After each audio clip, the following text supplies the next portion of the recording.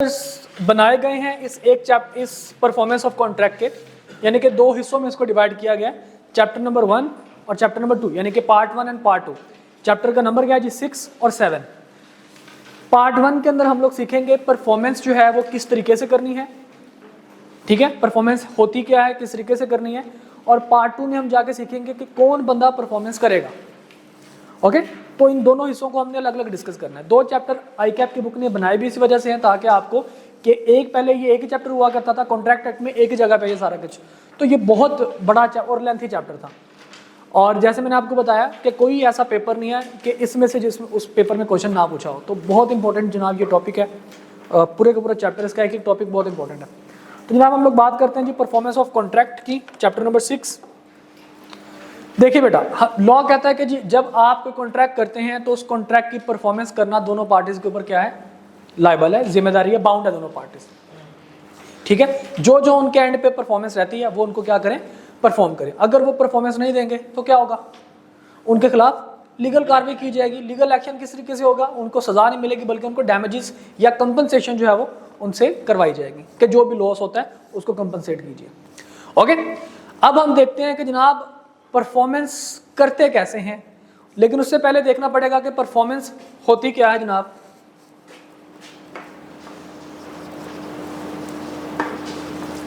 हम कहते हैं जनाब जब कोई एक बंदा अपना प्रॉमिस फुलफिल कर दे, उसको हम लोग क्या कहेंगे? उस बंदे ने क्या कर दिया?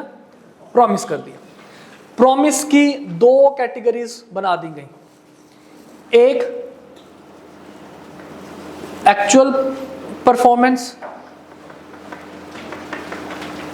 और एक अटेम्प्टेड परफॉर्मेंस। इसके मुख्तलिफ नाम भी हैं।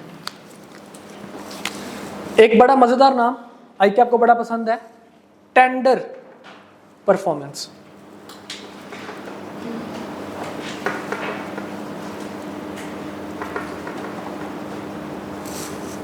और एक और नाम वो भी आईकैप को ही पसंद है, ऑफर टू परफॉर्म। ये जनाब 3 नाम हैं इसके, इस दौलत के 3 नाम, परसू, परसा, परसराम। समझ आई बात की? इस दौलत के 3 नाम, परसू, परसा, परसराम। जो बहुत ही गरीब होते हैं, जिनके पास दौलत नहीं होती, वो जनाब उल्टा नाम लोग उसके लेते हैं, परसू इधर आओ, ठीक है जी। जिनके पास थोड़ा सा जरा पैसा हो जाए तो फिर वो उसका नाम बदल जाता है, परसू से क्या बन जाता है? परसा। और फिर जनाब जब वो बंदा चौधरी बन जाता है, उसके पास सेठ बन जाता है, जब उसके पास अच्छा खासा पैसा आ जाता है, तो फिर उसी बंदे का नाम क्या बन जाता है? परसराम, इज्जत, ठीक है जी। ये हिंदी जुबान, संस्कृत की है। परसू, पर्स जो है वो नाम है ना, परसू, परसा, परसराम, इस दौलत के 3 नाम। एनीवेज, तो जनाब परफॉर्मेंस के भी 3 नाम यहाँ पे, कौन सी परफॉर्मेंस के? अटेम्प्टेड परफॉर्मेंस के। एक तो अटेम्प्टेड परफॉर्मेंस, दूसरा टेंडर परफॉर्मेंस और तीसरा ऑफर टू परफॉर्मेंस। क्लियर? अब जनाब इन दोनों में फर्क देखते हैं। एक्चुअल परफॉर्मेंस का क्या मतलब है? हम कहते हैं जनाब जब कोई बंदा प्रोमिजर, कौन सा प्रोमिजर? हमने क्या डिस्कस किया था? प्रोमिजर कौन होता है? जो परफॉर्मेंस करने का प्रॉमिस करता है, ठीक है जनाब। कि जब प्रोमिजर यानी कि ऑफर टू परफॉर्म करता है, यानी कि जब एक बंदा परफॉर्म करता है और अगला बंदा उसकी परफॉर्मेंस को मान लेता है कि भाई तुमने परफॉर्मेंस कर दी है, एक्सेप्ट कर लेता है, उसको हम लोग क्या कहेंगे? Actual performance. मिसाल के तौर पर हमने कॉन्ट्रैक्ट किया था कि मैं अब्दुल राफे को क्या करूंगा? मार्कर बेचूंगा। अब्दुल राफे मुझे क्या करेगा? 10 रुपये देगा, ठीक है जी। मैंने कहा अब्दुल राफे ये लो मार्कर मैं ले आया हूँ, एग्रीमेंट कॉन्ट्रैक्ट पहले हो गया था, ये लो भाई मार्कर मैं ले आया हूँ। अब मार्कर मैंने क्या कर दिया? इनको डिलीवर कर दिया, ठीक है। मैंने अपनी परफॉर्मेंस कर दी और इन्होंने मार्कर को एक्सेप्ट करके बता दिया कि ये मेरी परफॉर्मेंस को क्या कर रहे हैं? एक्सेप्ट कर रहे हैं। This is called actual performance. Okay, यानी कि when promiser of performance performs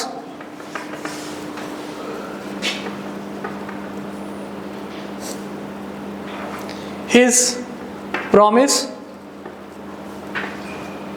and promisee, कौन सा promisee? जिसके लिए परफॉर्मेंस की जा रही है, accepts the performance, it is called actual performance. Got it? समझ आ गई बात की? अच्छा, अब लेट सपोज मैं कहता हूं कि भाई कॉन्ट्रैक्ट हुआ वही अब्दुल राफे का मेरा मार्कर बेचने का। मैंने कहा अब्दुल राफे भाई ये मार्कर मैं ले आया हूं, जैसे हमने कॉन्ट्रैक्ट किया था, ये मार्कर ले ले। अब्दुल राफे कहता सर नहीं चाहिए, इसने मार्कर लेने से इनकार कर दिया। इसने कहा कि सर मार्कर नहीं चाहिए। इसका मतलब क्या हुआ? मैंने ऑफर की परफॉर्म करने की, यानी कि प्रोमिसर ने क्या किया? परफॉर्म किया, लेकिन प्रोमिसी ने उस परफॉर्मेंस को एक्सेप्ट नहीं किया। इसका मतलब क्या हुआ? This is called attempted performance. मैंने अटेम्प्ट किया परफॉर्म करने के लिए, लेकिन भाई साहब ने परफॉर्मेंस को एक्सेप्ट नहीं किया। तो यहां पे क्या लिखेंगे? When promisor of performance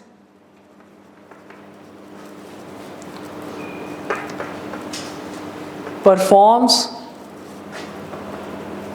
his promise but promisee does not accept the performance.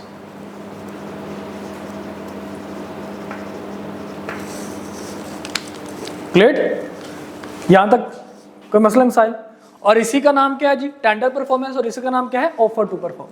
मैं बार बार ये वाला वर्ड यूज करूंगा ऑफर टू परफॉर्म का, कि जनाब ताकि क्लियर रहे कि ऑफर टू परफॉर्म या टेंडर परफॉर्मेंस का क्या मतलब है, कि मैं परफॉर्मेंस देना चाहता हूं, अगला बंदा जो है वो मेरी परफॉर्मेंस को एक्सेप्ट नहीं कर रहा।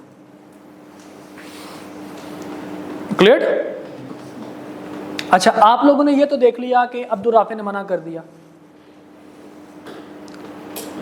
और मैंने मान लिया कि जनाब ये अटेम्प्टेड परफॉर्मेंस है।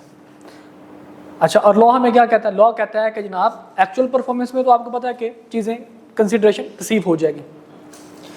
अटेम्प्टेड परफॉर्मेंस में मैंने जब अब्दुल राफे को कहा कि भाई ये मार्कर ले आया हूँ, परचेज कर लें, और आगे से उन्होंने इनकार कर दिया। अब लॉ क्या कहता है कि इसका कॉन्सिक्वेंस क्या होगा? अटेम्प्टेड परफॉर्मेंस का कॉन्सिक्वेंस क्या होगा? लॉ कहता है कि जनाब जब तुम्हें एक दफ़ा उसने इनकार कर दिया तो दोबारा तुमने उसके पास नहीं जाना। लॉ मुझे आगे पीछे से क्या कहेगा? मुझे कहेगा भाई बात सुनो। मैंने कहा जी सर। क्या कहा अब्दुल राफे ने? मैंने कहा सर वो कह रहा है कि मुझे मार्कर नहीं चाहिए। कहता नहीं, अब तुमने उसको मार्कर डिलीवर भी नहीं करना। मतलब कोई यार तमीज़ होती है भाई, इतनी दूर से तुम चल के आए हो, मार्कर लेके, मतलब बंदे को सोचना चाहिए। अब तुमने उसकी तरफ दोबारा गया ना तो तुमसे मैं नाराज़ हूँ। मैंने कहा नहीं सर आप नाराज़ ना हो, आप बताएं मैं करूँ क्या? कहता जी तुमने मार्कर्स दोबारा उसको नहीं देने। You are not bound to reperform the contract. ठीक है जी? क्या इंटरेस्ट शो करे? अब पुत्र कॉन्ट्रैक्ट था, इसमें इंटरेस्ट की क्या बात थी? मैंने नहीं, मैं दोबारा मैं बाउंड नहीं हूं। मैं अगर अपनी मर्जी से डिलीवर करना चाहूं तो कर सकता हूं, लेकिन मैं दोबारा बाउंड नहीं हूं। ठीक है? अच्छा, अब होगा क्या फिर?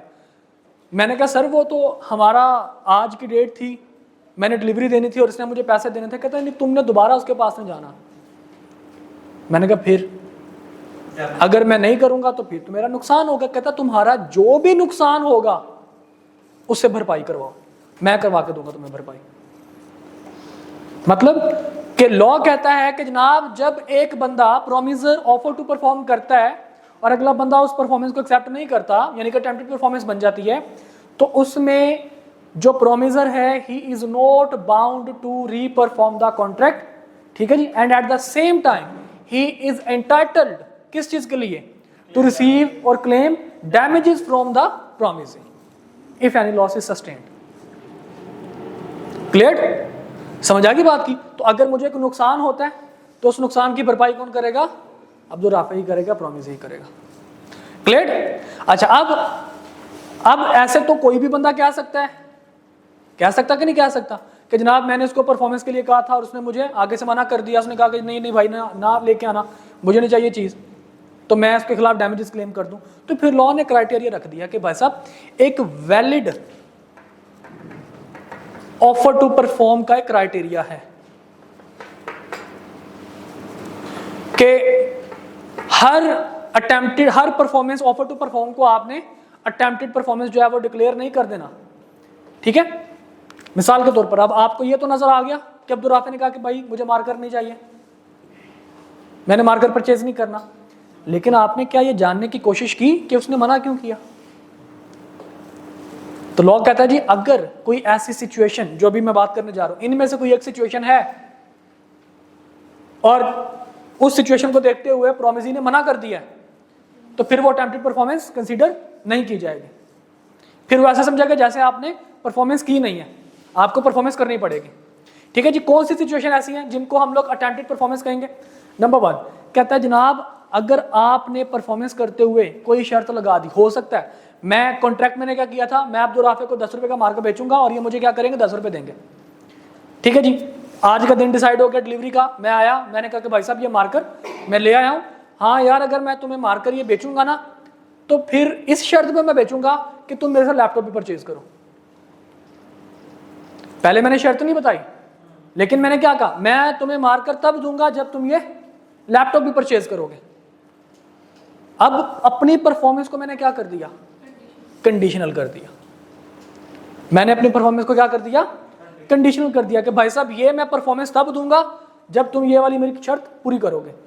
तो अब अब्दुल राफे अगर मुझे कह दे कि सर तुसी मेरा वीर कर जाओ, मुझे नहीं परफॉर्मेंस चाहिए, मुझे नहीं मार्कर चाहिए, ले जाएं इसको घर, इसका मतलब क्या हुआ कि अब्दुल राफे जस्टिफाइड है, ठीक है। अब्दुल राफे क्या है, जस्टिफाइड है। किस चीज पे जस्टिफाइड है कि जनाब कॉन्ट्रैक्ट हुआ था कि ये मार्कर देंगे और मैं इनको पैसे दूंगा, ये कंडीशन दरमियान में से कहां से आ गई?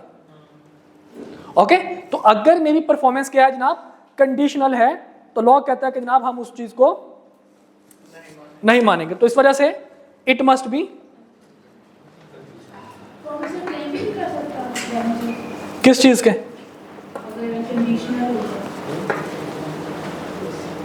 क्या चीज कंडीशनल हो?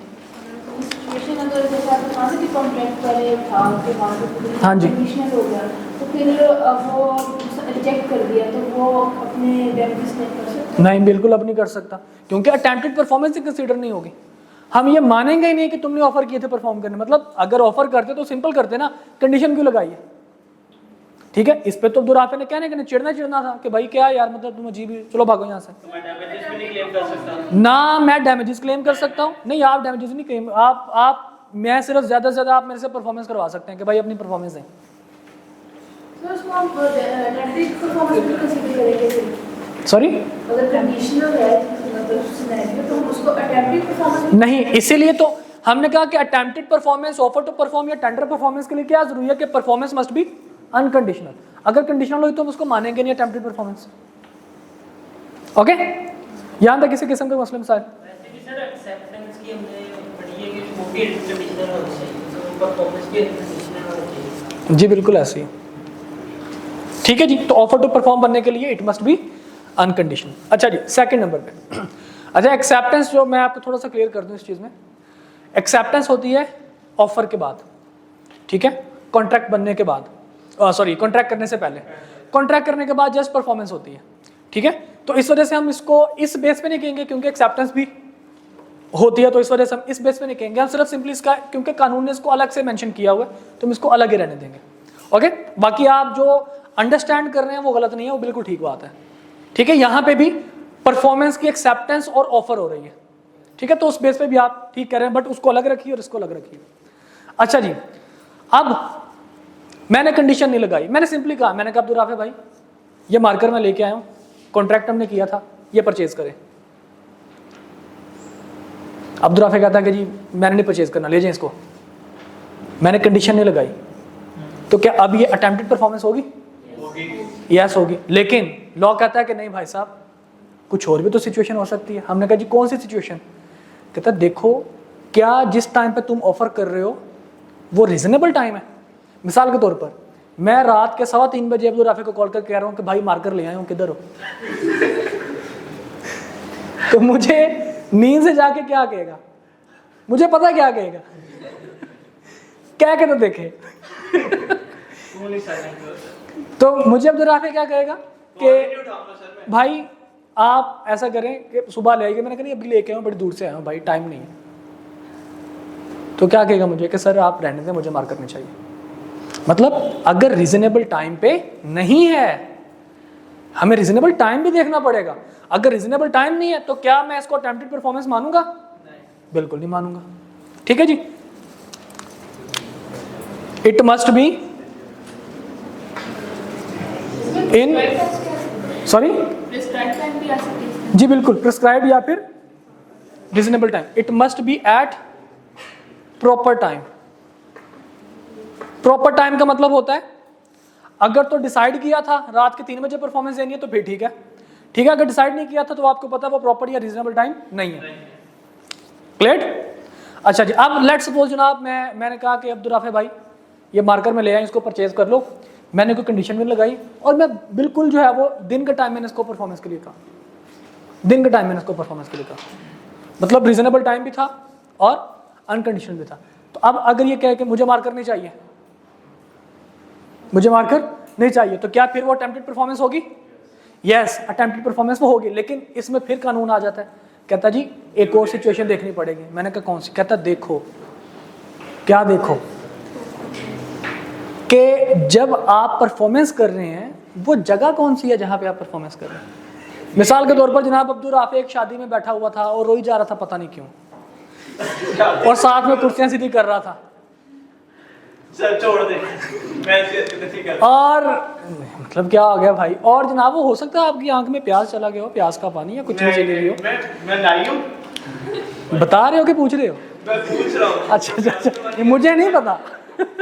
अच्छा जी, अब्दुल राफे जनाब रो रहा था, साथ साथ कुर्सियां सीधी कर रहा था और गाना गा रहा था, ठुकरा के मेरा प्यार मेरा इंतजाम। तो मैंने इसको साथ ही कॉल कर दी। मैंने कहा अब्दुल राफे भाई किधर हो? कहता सर एक शादी पे हो। मैंने कहा यार शादी पे रहो, मैं मार्कर लेके आया। तो मुझे क्या कहेगा? सर मुझे मार्कर नहीं चाहिए। ऐसा ही है ना, क्योंकि ये प्रॉपर प्लेस नहीं है। ठीक है, लेकिन अगर डिसाइड कर लिया, अब्दुल राफे मुझे कहता है सर मैं शादी पे जा रहा हूँ, आप आ रहे हैं शादी पे? मैंने कहा हाँ भाई मैं आ रहा हूँ शादी पे। ठीक है सर वहीं पे मार्कर ले आइएगा। डिसाइड कर लिया तो दैट्स इट। लेकिन अगर डिसाइड ना किया तो it must be proper place.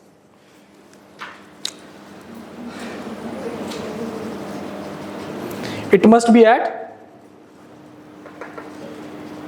Proper place. ठीक है जी।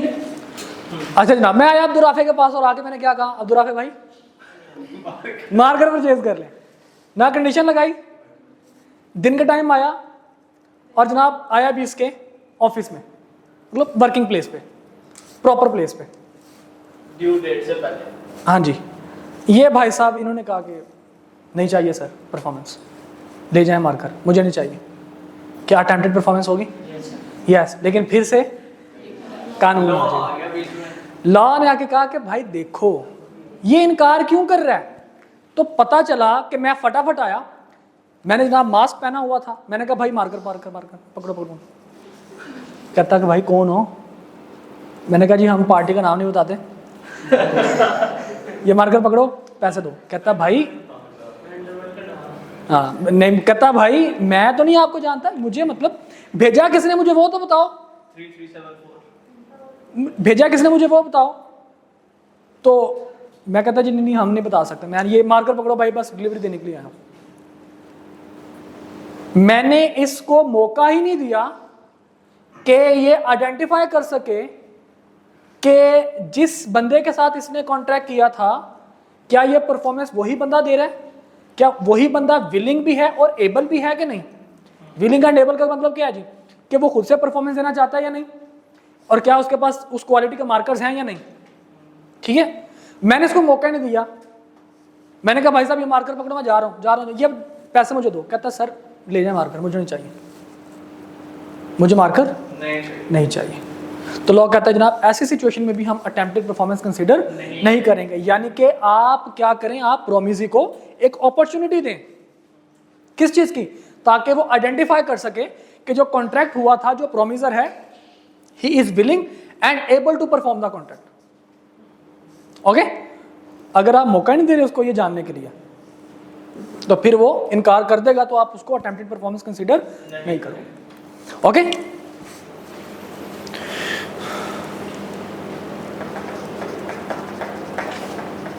opportunity to identify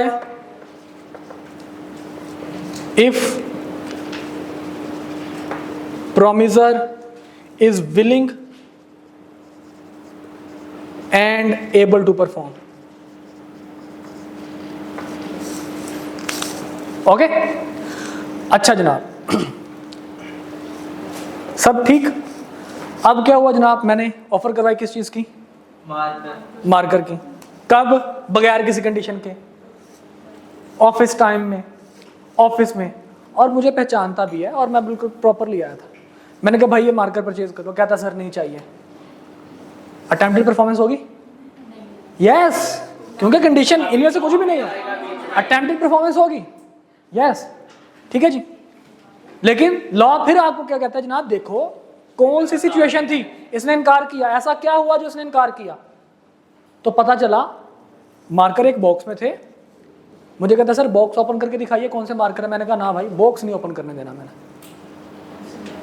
मैंने आपको बॉक्स ओपन नहीं, ये लेना है तो जनाब ये ऐसे पकड़ो। कहता नहीं सर, मुझे जब तक ये पता नहीं चलता कि जिस चीज का मैंने कॉन्ट्रैक्ट किया था वही चीज है, तब तक मैं इसको रिसीव नहीं करूंगा। जैसे आप ऑनलाइन कोई चीज मंगवाते हैं तो वो कहते हैं जनाब नहीं हम पार्सल खोलने नहीं देंगे, ठीक है, बाद में खोलिएगा, हम हमारे सामने हम खोलने नहीं देंगे पार्सल। तो लॉ कहता है कि जनाब अगर प्रोमिसी को बाउंड किया जा रहा है, उसके पास ये अपॉर्चुनिटी उसको नहीं दी जा रही कि वो आइडेंटिफाई कर सके कि जिस चीज का उसने कॉन्ट्रैक्ट किया था वही चीज उसको मिल रही है कि नहीं, तो फिर वो क्या करे, अगर इनकार कर दे तो वो अटेम्प्टेड परफॉर्मेंस कंसीडर नहीं किया जाएगा। क्लियर? किस चीज की पहली अपॉर्चुनिटी क्या थी कि वो प्रोमिसर को पहचान सके, इज ही विलिंग और नॉट। अब दूसरी जनाब क्या जी अपॉर्चुनिटी जी, to identify the goods if it was that good which was contracted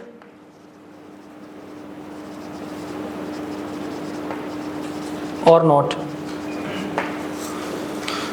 ठीक है जी, लॉ ने कुछ वर्डिंग और लिखी है, वो पढ़ेंगे तो आपको आइडिया हो जाएगा, बल्कि अभी हम पढ़ ही देते हैं।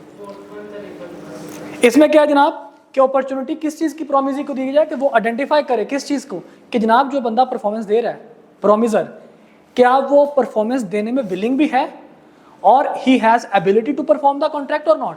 मिसाल के तौर पर मैंने जनाब इसके साथ कॉन्ट्रैक्ट कर लिया कि मैंने कहा कि जी मेरी फैक्ट्री के अंदर जो मार्कर बनते हैं वो 100 मार्कर्स बन जाते हैं पूरे दिन में, लेकिन मैं आपको जनाब को तकरीबन कोई 50,000 मार्कर आपको एक दिन में डिलीवर कर दूंगा। तो वो कहता भाई कैसे? मैं क्या, वो नहीं मैं बताता, वो मैं नहीं बताता। ठीक है जी, या परफॉर्मेंस दे दी है, डिलीवरी हो गई है, किसने किया परफॉर्मेंस? नहीं भाई साहब वो हम नहीं बताते किसने किया परफॉर्मेंस, बस ये पकड़िए मार्कर और घर को जाइए, पैसे दीजिए और जाइए यहाँ से। मतलब उसके पास अपॉर्चुनिटी नहीं है इस चीज़ को असेस करने के लिए, किस चीज़ को, कि प्रोमिसर वाकई वो प्रोमिसर है, इज ही विलिंग, ठीक है जी, और ही हैज़ एबिलिटी और नॉट। विलिंग तो है, जब वो परफॉर्मेंस करने आया तो विलिंग ही है, तो आया। प्रोमिसर जिसके साथ कॉन्ट्रैक्ट किया हम उसकी बात कर रहे हैं। तो वो विलिंग ना भी होगा तो चीज नहीं, यही तो मसला है। आपके अकाउंट में हम बड़े खुश होते हैं, आपके अकाउंट में लेट सपोज अचानक से 10 लाख रुपए आ जाए, एग्जैक्टली इस तरह के लोग, मटेरियलिस्टिक लोग, एग्जैक्टली। और फिर जब पुलिस रेड करेगी और कहेगी जनाब तुम मनी लॉन्ड्रिंग में इन्वॉल्व हो, तुम टेरर फाइनेंसिंग करते हो, टेररिस्ट फाइनेंसिंग तुम करते हो, दहशतगर्दी को, तालिबान के साथ तुम्हारे ताल्लुक है, देखो तुम्हारे अकाउंट में, तालिबान के अकाउंट से तुम्हारे अकाउंट में 10 लाख रुपए ट्रांसफर हुए, तो फिर भाई क्या कहेंगे? मेरे मुंह से निकल गई। ठीक है भाई, तो इसलिए लॉ कहता है जनाब जो सेंसिबल लोग होते हैं, अगर कोई चीज देखे, बेटा एक बात मैं गर्ल्स को भी कहूंगा, आगे चलकर जब आपने जॉब करनी है, इफ यू आर इंटरेस्टेड, अगर नहीं करनी तो वो आपका अपना फेल है। आपको जब आपके बॉस से, एम्प्लॉयर से अनफेयर बेनिफिट मिलना शुरू हो जाए, यहां पे बॉस का मतलब वो बंदा है जो सर्विसेज के बदले में पैसे देता है आपको, ठीक है, अनफेयर एडवांटेज मिलना शुरू हो जाए तो समझ लेना कि जॉब छोड़ने का टाइम आ गया, फ्रैंकली स्पीकिंग। आप रिफॉर्म नहीं कर सकते जो आपको जब अनफेयर एडवांटेज मिलना शुरू हो जाए अपने एम्प्लॉयर से, बॉस से, तो जॉब छोड़ने का टाइम आ चुका है। अगर आप फिर भी कंटिन्यू करते हैं जॉब को, तो फिर आपको अनड्यू बातें उसकी माननी पड़ेंगी। या तो उसकी बातें मान लेना या फिर जॉब छोड़ देना। अगर उसकी बात नहीं मानोगे तो वो खुद आपको निकाल देगा। तो इसलिए ये बात मैं जो आपको बता रहा हूँ, ये खैर मेरी अपनी बात नहीं है, ये एक मैंने जगह पे बात पढ़ी थी और बहुत अच्छी मुझे लगी ये बात, कि जब आपको अपने एम्प्लॉयर से, खास करके गर्ल्स की मैं बात करूँगा, बॉयज़ को तो मिल जाए तो कह रहा है इनको तो वैसे भी एडवांटेज कोई नहीं मिलता। तो अगर आपको अनफेयर बेनिफिट एम्प्लॉयर देना शुरू कर दे तो बेटा याद रखिएगा, आप उस जॉब को क्विट कर दीजिएगा। अनफेयर एडवांटेज का मतलब यही है, अनफेयर बेनिफिट का मतलब यही है कि आप उस बेनिफिट को डिजर्व नहीं करते। मिसाल के तौर पर आपको क्विकली जनाब तरक्की मिलना शुरू हो जाए, not based on your performance. आपकी परफॉर्मेंस इतनी खास नहीं है, लेकिन आपको जनाब आपका एम्प्लॉयर कहता है कि जाओ आइंदा के बाद तुम मैनेजर, आइंदा के बाद जनाब तुम सीनियर मैनेजर, जाओ 3 हफ्ते बाद जनाब तुम जो है वो अपना डायरेक्टर बन गए, CEO बन गए। तो ये सारे के सारे क्या हैं? अनफेयर एडवांटेज है बेटा। तो प्लीज़ कंसीडर दिस, ये आगे चलकर इंशाल्लाह आपको काम आएंगे, बड़ी बात। एनीवेज वापस आते हैं। तो जनाब कहते हैं जनाब जो परफॉर्मर है उसको भी तो आइडेंटिफाई करना है कि भाई इसके साथ मैंने कॉन्ट्रैक्ट किया था कि नहीं किया था। ये ना हो कि वो चीज़ वो लेके आए, डिलीवरी तो वो कर जाए और आप उसको पहचाने भी ना, और आप कहें जी मेरा कंसर्न तो सिर्फ चीज़ों की डिलीवरी के साथ था, पता चला जनाब वो चीज़ें चोरी की थी, पता चला जनाब उन चीज़ों में बॉम्ब रखा हुआ था, उसमें जहर था। हाँ जी, समझे बात को। तो इसलिए आइडेंटिफिकेशन ज़्यादा ज़रूरी है। अब मैं ऐसा करता हूँ, मैं एक दफ़ा ज़रा इन चीज़ों को पढ़ता हूँ और इसकी एग्जांपल्स करते हैं ताकि मैं पता चल सके कि जो परफॉर्मेंस की हमने बातें की हैं वो ठीक किया या नहीं की। ले जनाब, बुक की वर्डिंग हमारी हो जाएगी कवर और हम इसको देख भी लेंगे। जनाब contract which must be performed, ले भाई साहब कहता है जी obligation to perform, the parties to contract must either perform actual performance और offer to perform attempted performance their respective promises unless such performance is dispensed with or excused under the provisions of this act or any other law। कहता है जब तक performance खत्म ना कर दी जाए तब तक बंदा परफॉर्मेंस देगा, वो बेशक एक्चुअल हो या अटेम्प्टेड हो। अब उसने कहा जनाब 2 कैटेगरी बना दी गई। Actual performance when the promisor has made the performance in accordance with the terms of the contract and it is accepted by the promisee, it is called the actual performance. ठीक है जी, example देख लेते हैं। Example number 1, Azam contracted to deliver to Babar at his warehouse on 1st November 500 bales of cotton of a particular quality. Azam brought the cotton of requisite quality to the appointed place on the appointed day during the business hours and Babar took the delivery of goods. This is called an actual performance. ठीक है भाई। Attempted performance क्या चीज़ है जनाब? When the promiser has made an offer of performance but the offer of performance of promiser is not accepted। मतलब वो कहता है कि भाई साहब मैं परफॉर्मेंस देने के लिए आई, आप कहता है भाई मैं चीज़ ले आया हूँ, ये परचेज ले लें आप, तो आगे से प्रोमिसी क्या करे, उसको एक्सेप्ट ना करे by the promisee, it is called an attempted performance. Attempted performance के और क्या नाम है जनाब? Attempted performance is also known as tender और ऑफर ऑफ परफॉर्मेंस। क्लियर? इसके जनाब एग्जांपल देख लीजिए। Azam contracted to deliver to Babur at his warehouse on 1st November 500 bales of cotton of a particular quality. Azam brought the cotton of requisite quality to the appointed place on the appointed day during the business hours। तमाम चीजें जनाब सही बता रहे हैं। फिर and Babar refused to take the delivery of goods, it is a case of attempted performance because Babar has done what he was required to, Azam has done what he was required to do under the contract। Clear? अच्छा, अब जैसे मैंने कहा कि जनाब क्या हर performance attempted performance समझी जाएगी, ऑफर टू परफॉर्म सही समझी जाएगी, उसके लिए क्या जनाब वैलिडिटी के पॉइंट्स हैं। तो essentials of a valid offer of performance, number 1, it must be unconditional. Clear? Example number 3 देखिए जनाब। Anam, who is a debtor of ABC Limited, offers to pay the amount due if ABC Limited also allots her 500 share at par value।